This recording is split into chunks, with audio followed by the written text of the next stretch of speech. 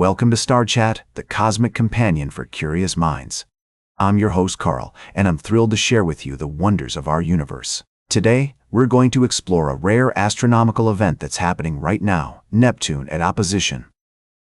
Imagine being on a journey through the vast expanse of our solar system, where planets align in a celestial dance. As we speak, Earth is sweeping between the Sun and Neptune, bringing this icy giant into perfect alignment with our planet. This phenomenon occurs when an outer planet, like Neptune, reaches a point in its orbit where it's exactly opposite the Sun from our vantage point on Earth. Now, you might wonder what this means for stargazers. Well, my friends, during opposition, Neptune is at its brightest and closest to our planet, making it an ideal time for observation. However, don't expect to spot it with your naked eye. Neptune is about 5 times fainter than the dimmest star visible on a moonless night under dark skies. You'll need binoculars or a telescope to catch a glimpse of this distant world. As we delve into the details, let's take a moment to appreciate the sheer scale of our solar system. Neptune, being the 8th planet from the Sun, has an orbital period of about 165 Earth years. That's right. It takes almost 2 centuries for Neptune to complete one lap around the Sun. This means that its opposition date shifts by only a few days each year.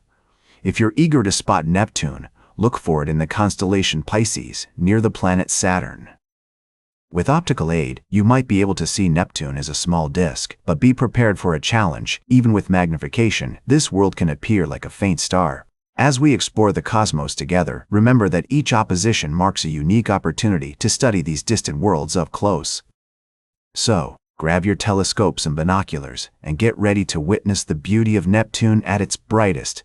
We'll be right back with more fascinating space news on Star Chat.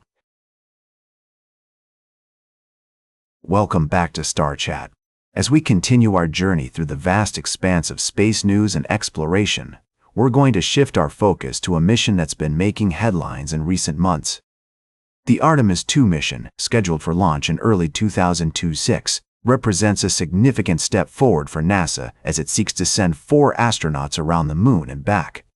This ambitious undertaking marks the first time humans will have left low Earth orbit since the Apollo 17 mission in December 1972. As we delve into the details of this extraordinary endeavor, let's start with the hardware that's going to make it all possible. The Space Launch System rocket has been stacked and declared ready for flight, while the Orion spacecraft is in the final stages of preparation. Later this year, the two will be attached, and the combined stack will roll out to the launch site at Kennedy Space Center. But before the actual launch, the team will conduct a critical wet dress rehearsal where the rocket will be fully loaded with fuel and taken down to T29 seconds in the countdown. Now, you might be wondering about the timing of this mission. Due to the orbits of Earth and the Moon, as well as various constraints on the mission, there are specific launch windows each month that last around 4 to 8 days. For February 2026, that window opens on the 5th, with an evening launch planned. After liftoff, the Orion spacecraft will separate from the upper stage of the SLS rocket and spend about 24 hours in orbit around Earth, during which time the astronauts on board will perform various checkouts to ensure the vehicle systems are functioning nominally. One of the primary objectives of this mission is to test the heat shield of the Orion spacecraft during its fiery re-entry. As you may recall, the heat shield experienced some unexpected issues during the Artemis I test flight in 2022, with significant pieces of charred material breaking off during flight. NASA has since investigated and addressed the problem, modifying the re-entry path to create an environment where the gases don't build up as much. The stakes are high for this mission, not just because it's a stepping stone toward Artemis III, which aims to land 2 astronauts on the Moon near the South Pole, but also because NASA is competing with China in what's been dubbed a second space race. The administration has acknowledged this competition, with the goal of being the first to return to the surface of the Moon.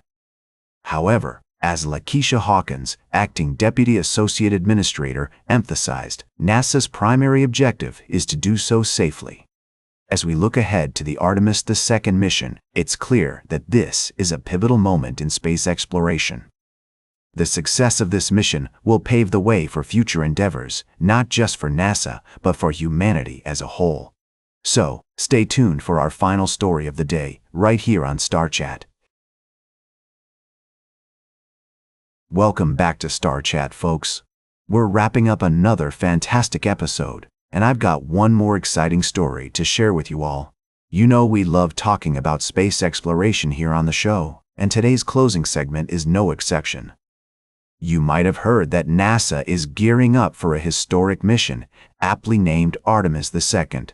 This mission marks the second launch of the Artemis program, which aims to land astronauts on the lunar surface and establish a long-term presence on the moon.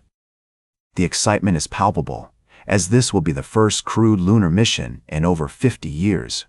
The Artemis II mission will see 4 brave astronauts, Reed Wiseman, Victor Glover, Christina Koch, and Jeremy Hansen of the Canadian Space Agency, embark on a 10-day round trip to the moon and back.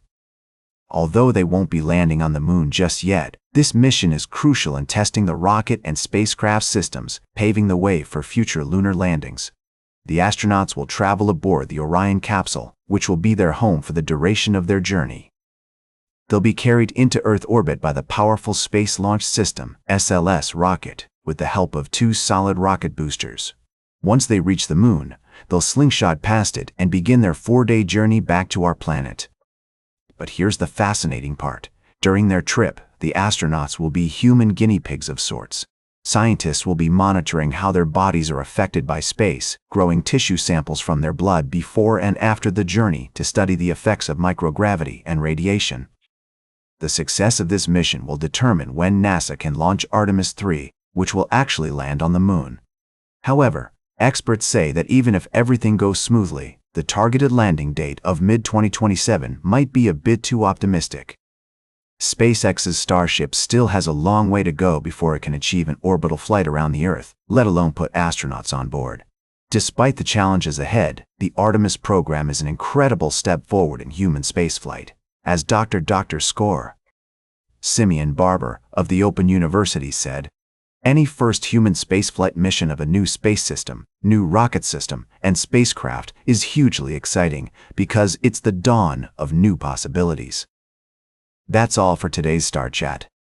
Remember to like, share, and subscribe, and until next time, remember to keep looking up at the stars.